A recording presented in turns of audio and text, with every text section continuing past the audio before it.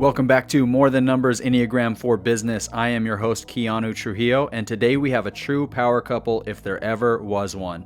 Jennifer and Jeremy Frankoski. Jennifer is a type 1 perfectionist and Jeremy is a type 8 challenger, two of the most driven types on the Enneagram, and that is evident in their life. Both CrossFit competitors and business owners. Jennifer owns her own physical therapy company, and Jeremy is a retired NASCAR driver whose engineering business is partnered with Chevy and NASCAR. Not only are they accomplished in their professions, but they are accomplished at home, pouring that same energy into their marriage and their financial goals. They paid off $230,000 in debt in 8 months. You're in for a treat. Enjoy. Welcome, Jennifer and Jeremy, the true power couple, a type 8 and a type 1. You all know out there, listeners, that Lamar and I are a type 8 and a type 1, and we fight like cats and dogs, but we're also best friends. So I'm so excited to hear from your perspective, Jennifer and Jeremy. How about we get started by telling us your Enneagram type and then how you discovered the Enneagram? So I am an Enneagram type 1, which is the reformer. We found out about the Enneagram actually through our church. Our pastor did a series on the Enneagram, and it was a 4-week series, and we loved it just because it really helped us start digging in to find what numbers we were, and then helped our relationship together. And we bought a book and started reading the book just so we could understand our types more. And I'll let Jeremy share. I'm a challenger, number 8. Like she said, we found out from the church and then bought the books that they recommended and tried to learn and grow and figure out what our strengths are and how to better serve our partner.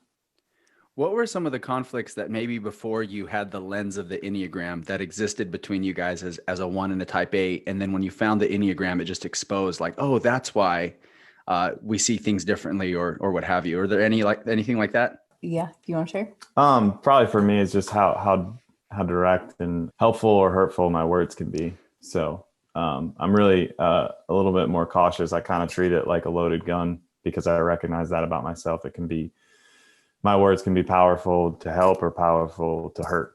I think that was some of it for me. A little bit was words, understanding sometimes too that his heart was pure and he was just trying to be direct and not sugarcoat, not beat around the bush. And he meant it out of love. And then I think something that also helped me was 8s are like, get it done. I want it done now. I'm going to get it done in this second. There's no time to think about it. We're not worried about the details. And I'm more analytical, like, let's look at all the details and plan and make the best decision.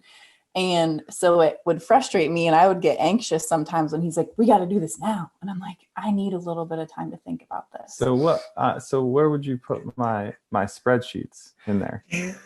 All my planning spreadsheets. They're great. They're detailed, but you get it done. I'm not a quick trigger every day of the week. I do plan out the important stuff, but some things I'm just like, man, we got to move. Yeah. Type 8s big decisions are easy for type 8s. When it's like hair trigger, like, let's just go, let's make it happen. And Lamar is laughing like, Jennifer, I know how you feel. Even in our podcast, sometimes I'll have a spreadsheet that says, okay, this is what we're going to cover for the next 6 months. And then I'll show up on Friday morning when we do our recording. I'm like, Lamar, I just got hit with this morning. I know that it was from the Spirit. So let me give you a download and let's run with it. And he's like, okay, I got you. Next time. It's no notes, no questions prepared. Yep. It's plans with flexibility, right? And that's one thing I've learned about her. She's usually on board with some of my wacky plans.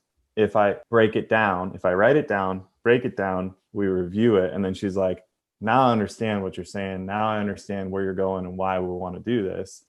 Let's do it. Right. But if I'm spitballing, it's not received. Plans with flexibility. I think that might be what we named this episode, because if you think about a 1 and an 8, like that has to be with flexibility at the core. Who made the first move? I made the moves, but it was long. I mean, I had to let it marinate. I mean, it was not a quick deal. She was tough to get. So first night, I just made small talk with her.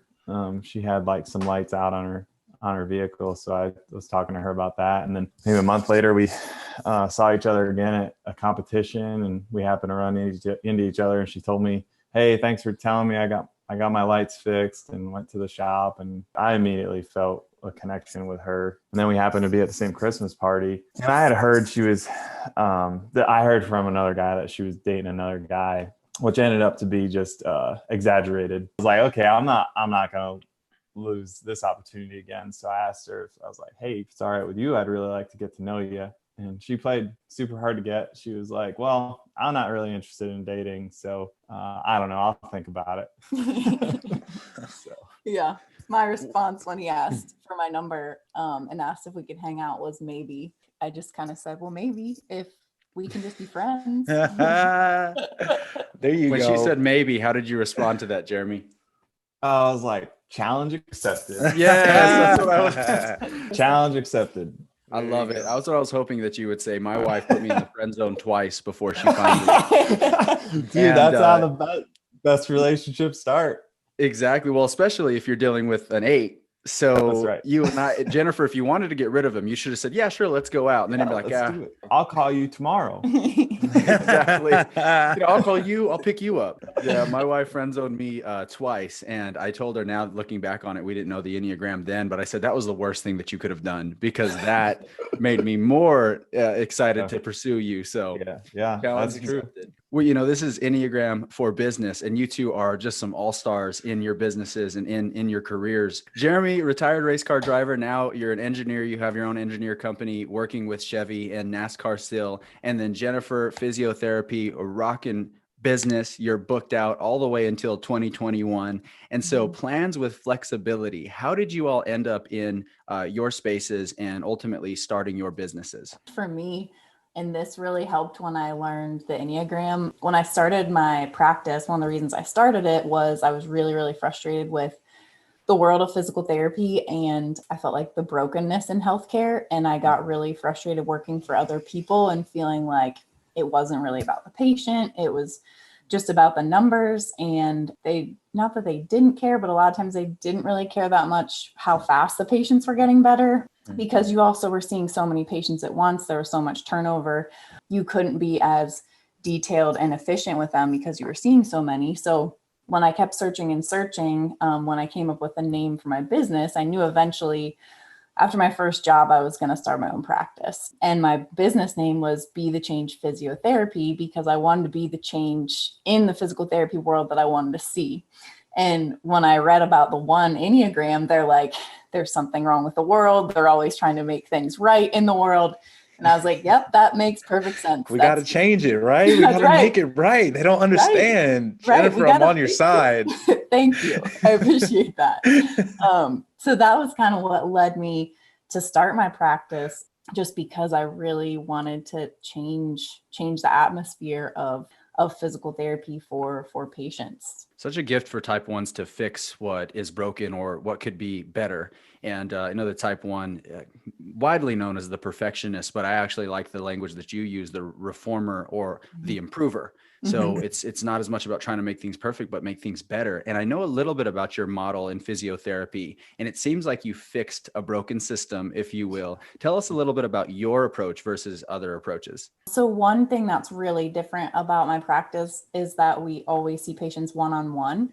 And the goal is to help patients in as few visits possible versus, hey, come 3 times a week for the next 6 weeks. Hopefully you get better. Really, we just care about billing your insurance, where I'm a cash-based practice. So it really puts more responsibility on both me and the patient to get them better. Patients are paying out of pocket, so they want to get better. And obviously, if they want to continue, some of them are decide, hey, I want to continue with you more for performance rehab because you've helped me so much and I'm getting so much out of one-on-one visits, and they might come, then just once a month. So that's something that's really different versus when I worked for other people. The minimum I would see together was 2 patients. And then there was times I had 4 at once. And then my first job, we would even overlap, and there'd be a time that I would have 6 people under me at once. And I would just be bouncing around and handing stuff off to a tech. And that was really discouraging for me too, because I wanted to build that relationship with the patient and truly understand what was going on, because there's also such a psychosocial part of pain and what people are going through. So that's something that's really different about my practice versus the traditional physical therapy practices. I think I'm going to relate to you here with this next, because one of the things that you had mentioned was you're seeing 6 people all at once. Yeah. And there's a certain level of deepness and clarity that you want to have with each person, and the details with every movement, every exercise you're trying to put them through that you just can't do. Right. In the similar way with my financial practice is that if I see too many people in a day, I can't go into the details of their plans like I would want to. Right. And so I can feel that same relationship in the sense that like, I'm not giving each person everything that I can because I'm doing too much. Wow. Right. And when I think about Keanu, he's like, I don't care if my calendar is packed with everyone, like, let's see them all. We're going to make it happen no matter what it looks like. But then I would stay up all night long, making sure I got all the notes down, making sure I got like next steps and everything. So for me, it's like, okay, I can still do this because Jeremy, let me know how this lands on you, but more is almost enough or too much is almost enough. How does that land with you as a type A? Yeah, I find that when I fill my plate up, I tend to meet everything, right? I tend to execute very well. When I only put a little bit on the plate, like I get lazy. I get really lazy. So I'm better with my back against the wall. Yeah. Unfortunately, I don't want to live my whole life like that, but that's just how I work. Well, I mean, we've got some work right now that I'm like, why did I say yes to all this? But I perform. I get up and I perform, thankfully. Well, I think that's a good transition into hearing a little bit about your side and the business that you started. What led you to your career path, both as a driver and then into the engineering field? It's interesting. Jennifer and I have very different reasons for starting businesses, and both transitions have been successful, thankfully. But hers is like she truly desires to fix the need. That's what drives her, and I mean, every day she gets up to do that, and I see it. She's done an amazing job, and she's done an amazing job like sticking to her plan. There's a lot of people, successful people, who have tried to steer her towards kind of, the traditional, see as many clients as you can, see as many clients. And she's like, no, I want the right clients. I want to fix them, and I want to improve their life. And she stuck to that wholeheartedly and really taken off. So that was her drive. And I don't, if she never found that need, never saw that need, and was happy at an employment situation, I don't know that she would have ever desired to be fully independent the way she is now. Whereas me, like my personality, I just want to be in control of my own income. That's the main reason. I'm not like Jennifer, where like I see this huge need and I so desire to go fix it. I'm just like, I just don't want to be told what to do, when to do it, how to do it. Right. That's it. Again, I love the honesty. It's that simple. So for me, that's why my main passion was driving race cars. And unfortunately, in that sport, you need a lot of money to get in front of the right people at the right time to win the right races. I had a lot of help. I came from a family that didn't have the money to race beyond go-karts. So we raced go-karts, and then pretty much after go-karts, my family was like, hey, if you want to do this thing, you got to go get sponsors. You got to go meet up with the right car owners. So that's what I did. I networked myself. I found the right car owners, the right sponsors. There was a couple national driving competitions that I entered into, and I placed very well. One I finished second in, and then that landed me a few years later, that landed me a full-time ride, which is like, essentially the owner and the sponsor are paying for all the bills, which it's very expensive. Yeah. So I won the championship. I won a bunch of races through the help of great coaches, great mechanics, great team owners, great crew chiefs. But I got to a plateau where unless I found like $1 million sponsor, I'm not going any further. Wow. That was the reality. And at the time, I sacrificed my main income as an engineer to go pursue racing, because you have to be available all the time. You have to drive through the nights to get to the racetrack. You have to work on the race car. I was the labor and the driver. So it got to a point where I was like, this is either happening and it's a career, or it's just a hobby. So that happened around age 25, 26, and it really hit home. It was hard. There's days I still want to drive race cars, but for whatever reason, it wasn't God's plan. So I switched. Thankfully, I have an engineering degree. I switched to my backup plan to become an engineer. I worked in the racing industry, long hours. You know, the philosophy is you can always make more speed, right? So your work is never done. It doesn't matter if you won the last 3 races, the competition's coming and you need to work harder, find more speed, work more hours. So it was very, very grueling. And most of those deals, you are salary. So you think you're making a good wage, and then you realize calculate your dollars per hour. Yeah, then you make the mistake of calculating your dollars per hour, and you're like, they've got me, right?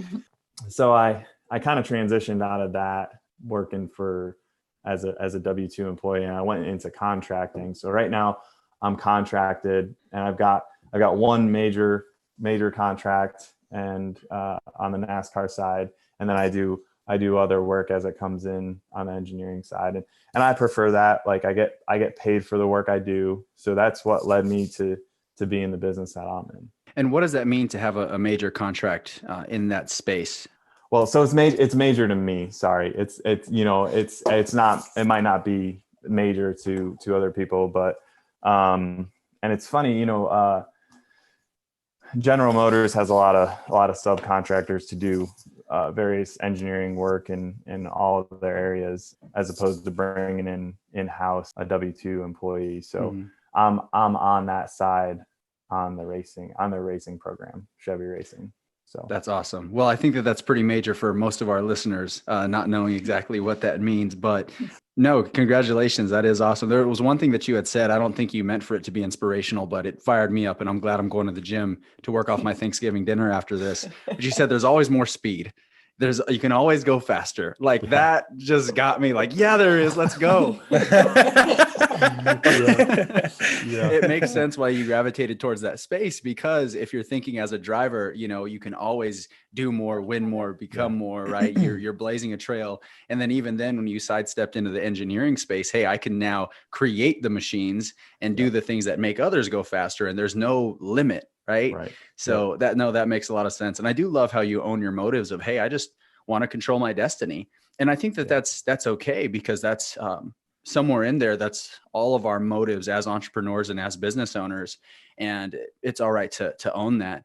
When you all started your businesses, tell us about what finally made the decision to say, okay, today we're making this happen. And then some of the stories maybe from early on in getting your business started through the lens of your Enneagram and just your story in general. As a type 1, what was it that was like, what was that piece of information or that thing that clicked for you that said, you know what, let's do it?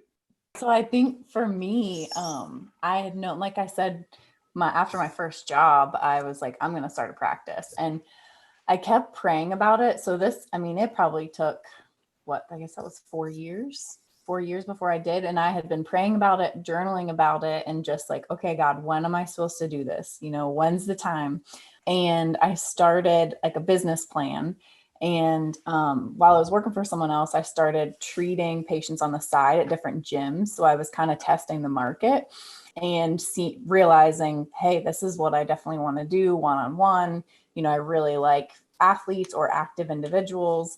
And I was working for someone else. I had also gotten into management and was doing a really good job as a manager, was crushing their numbers. But I also felt like I was still, you got to do more. So there came a point that I had typed up this, 17-page business plan. And it wasn't perfect. And what I've had to learn that it's progress over perfection.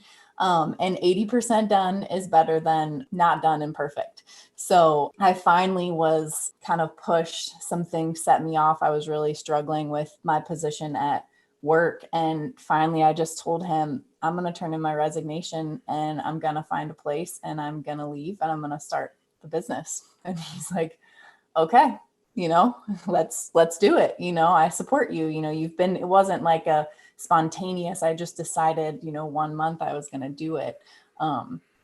So I ended up just launching. I quit my job and we had found a space. The space fell through. And then within a day found a new space. And just took the risk and jumped, and it was tough. It was awesome. And it was 4 months after we got married. Yeah. Wow. Yeah. Only We got God married. can put pieces to a puzzle together like that. Honestly, it was truly a God thing, just because, like I said, I had been praying and journaling and finally was like, all right, now's the time. And everything, it really helped being married too, because, you know, he really supported me and we knew like we had his income. I also was still going to keep working for someone else, is what they call PRN. So you're just working as needed. So there was a little bit of a safety net while I started the business, and he was like, I support you. We'll figure it out. You know, we have enough. We live below our means. So it wasn't like me leaving my job was going to put us in a tough financial position.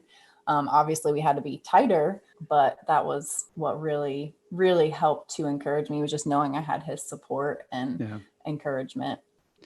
What would you say to type ones? As we're interviewing guests, this is becoming one of my favorite questions, but what would you say specifically to type ones that are thinking about starting their business and they know that that's where God is calling them to? What would you say to them to have the faith to take that next step? Well, one, have the faith that God's going to help you, but two, it's not going to be perfect. You're not going to have it all figured out before you launch. So don't let that stop you from launching, because there's, even now, I still don't have everything figured out. It's constantly a work in progress.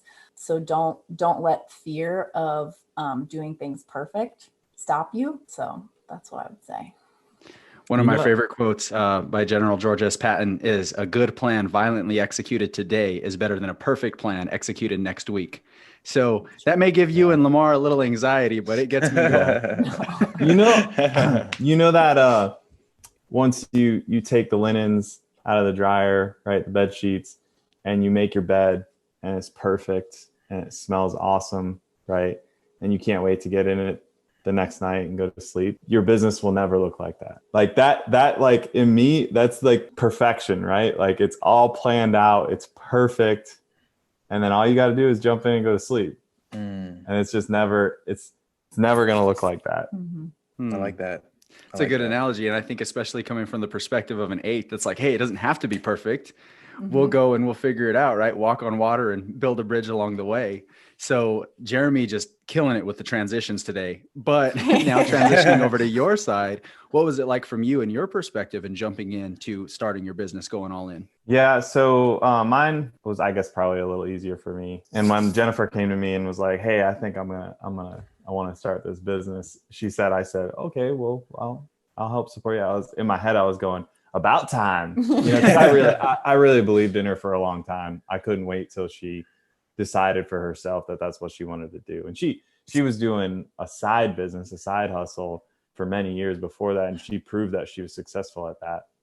So I was just waiting for her to say, yep, I'm good and ready. But then over to me, we gotten married and I had a business opportunity presented to me and I wasn't particularly happy with the long hours and job I was currently doing. So I partnered with a friend of mine. He had already had it's a upfitters automotive shop where they put aftermarket parts on vehicles. So he gave me an opportunity to partner with him, go into business with him. And it was right around the same time that Jennifer decided she wanted to start a business. So we got married and both started businesses like at the same time. Yeah. Wow. And then we went to the courthouse and got married because we were ready to do that. And then we planned our wedding after. So we planned a wedding within 12 months. Wow. We got married, we started 2 businesses, and we planned a wedding. So we would not recommend that for newlyweds. It was challenging. We made it, but so I started that business, went into that business with my friend, and it was a good business. It was just not enough of what I was itching to do. So I ended up parting ways with him. We're on great terms. He still has an amazing, thriving business. I'm thankful for the opportunity, but I transitioned out of that into contract engineering work.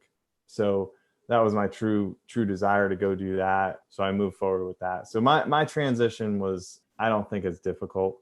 It's like a no-brainer for you. Yeah, I had income day one, right? And then when I picked up the contract for engineering, I had income the second time, right? The second month. So it was a little bit easier. You know, you still a lot of work to do, still a lot of questions. Like, you know, your contract's only good for so long. So what happens if you don't do a good job and they don't re-up? Some tough things to get through. But. Yeah, I think those are very different types of industries as well, where Jennifer's is by volume and individual connection. Yours is by, you know, larger contracts, one after another. But to hear the transition, that it sounds like you all kind of went into it seamlessly. Jennifer with her 17-page business plan, and you were like, okay, I guess today's the day. Yeah, it's funny, man. I've written out plenty of business plans, and none of the ones I wrote out ever came to fruition. It was the things where I just, well, let's try this, you know? Wow. It reminds me of like how, you know, with Keanu and I working on our coaching business, it's like, I've got all these lists of things like, hey man, like, let's get all these things laid out. And he's just ready to go, but it's good because we need that. So I was curious to know, with you guys being so different, in a number of different ways, but also like-minded, how is that? I would love to hear both your perspectives of Jeremy. How has Jennifer's mindset helped you, and vice versa for you, Jennifer? I think for me, it really helped. And obviously I feel like I'm a more mature one too. And I say that's truly from God. You know, he's helped me know too, that we can't be perfect. Like, perfect isn't achievable, but he really helped me, just encourage me. And even though I had a plan, I just said, you know, I don't know how I'm going to do this. And he's like, it's all right. We'll figure it out. You know, like, it was no big deal, you know, just reassuring me, where I'm like, let's think about this, you know, and worrying about it a little bit more. And he's like, it's okay. We'll figure that out. Like, and what do you need me to do? You know, and ask me for help. Like, you don't have to do everything. And that was something I had to learn too. And I'm still learning, like, ask him for help. Don't try to do everything yourself. You can't always have a plan. And physical therapy has helped me learn to be flexible from day one anyway, because your schedule's always changing, because patients reschedule or something new comes up. You think someone's coming in with neck pain and now they actually have back pain today. So you constantly have to be flexible. But I think he really helped just encourage me when I was questioning. And when that little parts of fear would creep in, he'd be like, why are you worried about that? You know, that's no big deal. So he helped you to lean more into your faith instead of having to control it. Right. Exactly. Yeah. And lean into him, you know, to not do everything so independently as well. Yeah. Combined, we've got a lot of really useful skills. So that helps.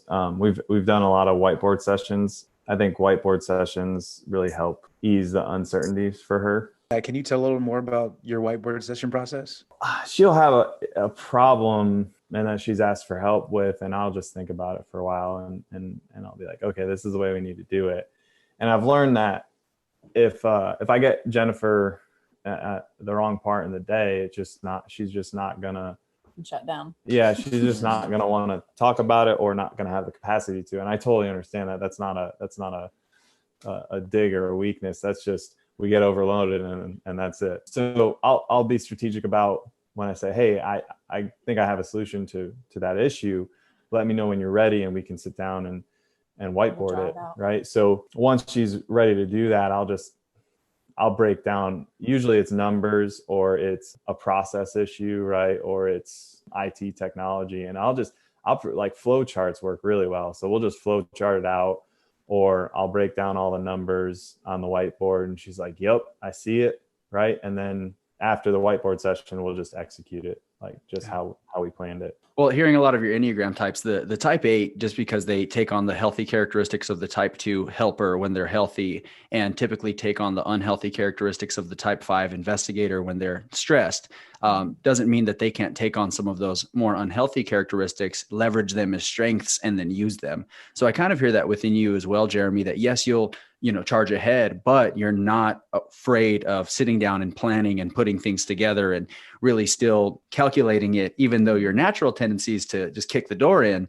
you'll still think about other ways to, see if maybe it's unlocked or so on and so forth. So I hear that in just you helping her to get it all on the whiteboard and then say, okay, now where can we go from there? Yeah, that rolls into what you're saying, how her numbers help me. But I guess the word I would use would be prudence, right? Cautiousness. She's helped me slow down, take a second look at some things. I think it's really helped the trajectory of our life. Yes, I can be very effective at going in the wrong direction, or really effective in going in the right direction, right? So I have to be really careful about where I decide to use my energy.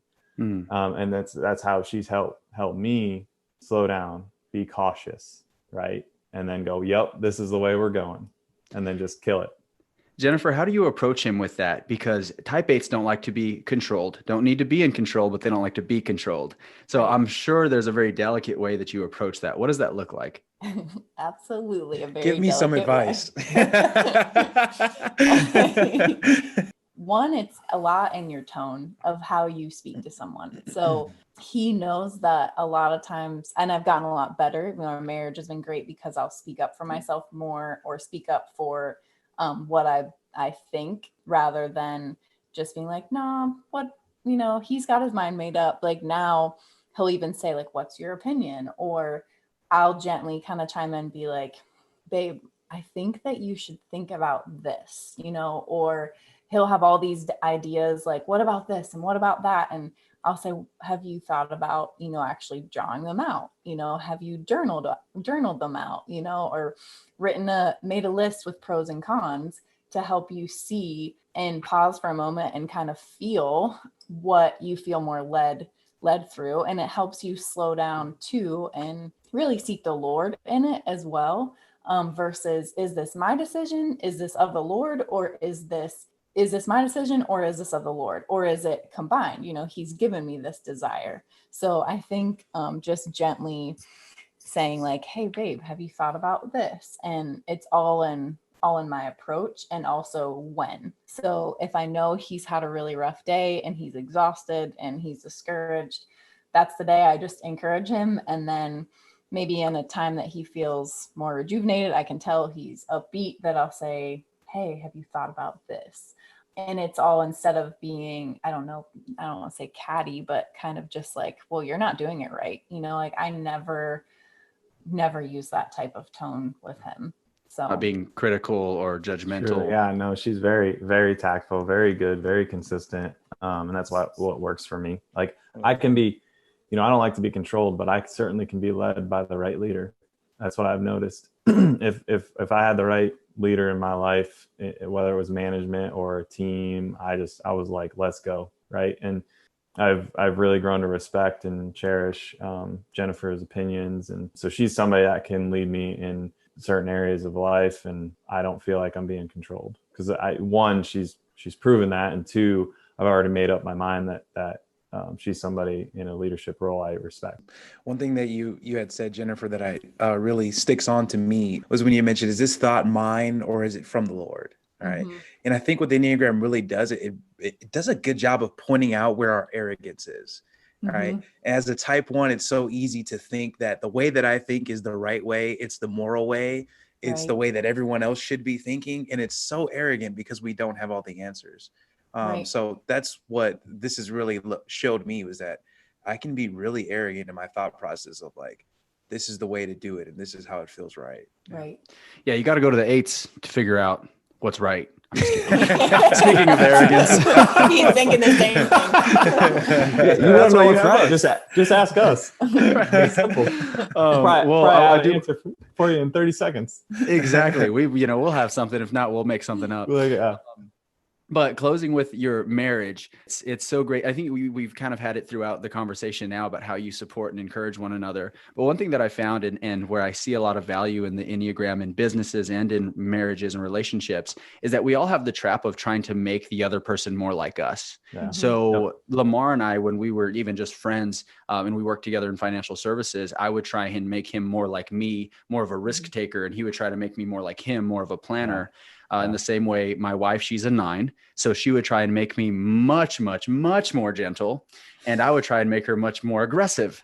And when we realized that, hey, that's just not the way we see the world. And I'm doing you a disservice trying to make you a generic version of me. Mm-hmm. So for the two of you, tell us about your marriage, it sounds like you have an equal amount of drive, if not more, in your marriage as you do in your business, and how the Enneagram has helped you in your marge. Can I start this one? Yeah. So, I learned when she started her business, I was really hands-on, right? Helping her get it set up and on and on and on. But I learned it was better if she came to me and asked me for help than me go in there and do what I thought she needed. Right. And that's hard for an 8, because you could easily just go rob somebody of their vision and take it over. So I took steps back. I'm absolutely willing to help, but I yield to her. I let her come to me and ask me for help. And then I get it done for her the way she wants it done, not the way I want it done. If she asks me for advice, I give her advice and I give her my opinion. But if she doesn't take it, I try really hard not to get offended about that. That's helped in our business and obviously in our marriage, because we talk a lot of business at home.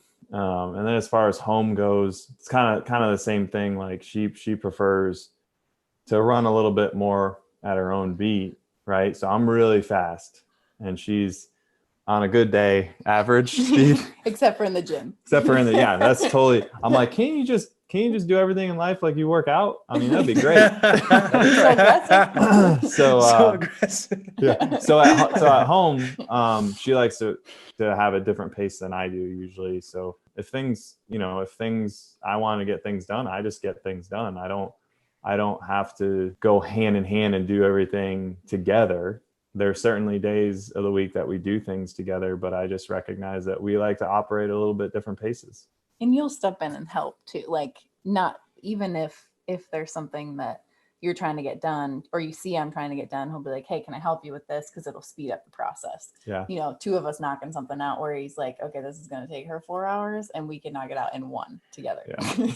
I think for same thing, like he was saying in business too, I had to recognize, because I would see him sometimes trying to offer help, sometimes his advice, because he's so direct. I'm like, he's trying to control what I'm doing, instead of just letting me do it. And so I had to speak up and kind of explain that was how I was taking it. And knowing him as an 8, he was just trying to be a good leader. That's one of his strengths. So he wants to help and fix the problems, and I had to recognize that was part of him being a leader. But then knowing when I'm in a state like I don't want to solve a problem, let's wait till my mind's clear and we can. So that's when I'll say, hey, can we meet and talk about this? And I will plan a time to actually talk about it instead of right then and there. So that's really helped with business. And then in marriage, I think it's really helped to like understanding him as a leader.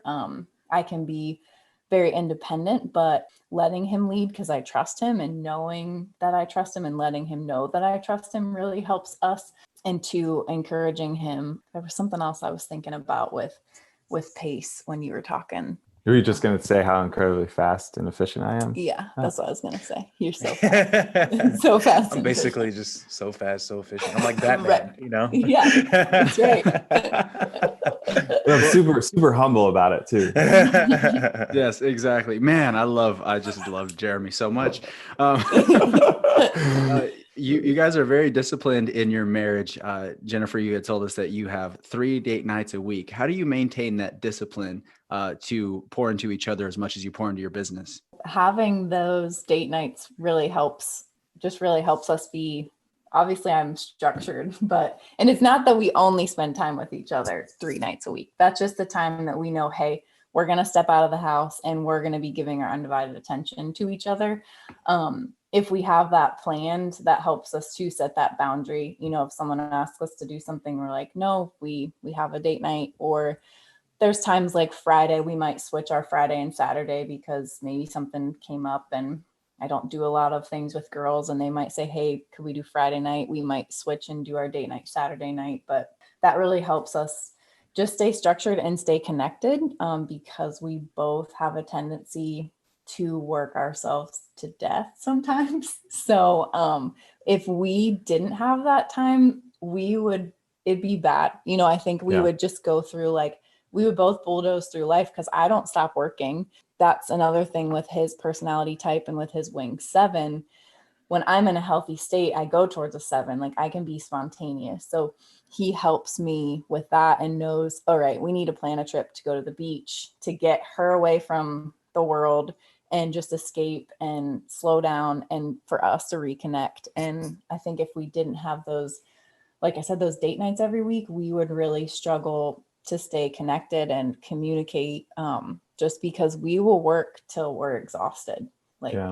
I'll have nothing left. Yeah. And that was a learning curve for us, the structured dates. Like she said, if we have a calm week, there's obviously we're going to spend more time with each other, but the 3 nights we really, really try hard to protect those, because we learned with business when we first started that first year, like there was not, I'm just a worker. There was nights where I'd be at the shop working on somebody's vehicle or something till 10 o'clock. Sometimes she'd come bring me dinner. And then there'd be other nights early in her business where she's doing emails and taking phone calls for patients late at night. And, it got to the point where I said to her, I was like, I don't have 24 access to you. And I don't think your business should have 24 access to you. And she kind of said the same thing to me about my work ethic. So, we just teamed up and made a commitment that, hey, this is where we draw the line, and we got to have some kind of family time and this is our boundary. Together. Yeah. That's really good. So I'd like to touch on what happened with you all getting featured on Dave Ramsey and being debt free by 31, paying off $230,000 of debt. Can you tell us a little bit about that story? Sure. Yeah. So all of our debt was all of my student loans. When we met, he was student loan free. So he assumed all of that debt when we got married. And immediately he wanted the debt gone. Obviously I did too. I had been working at it though for 2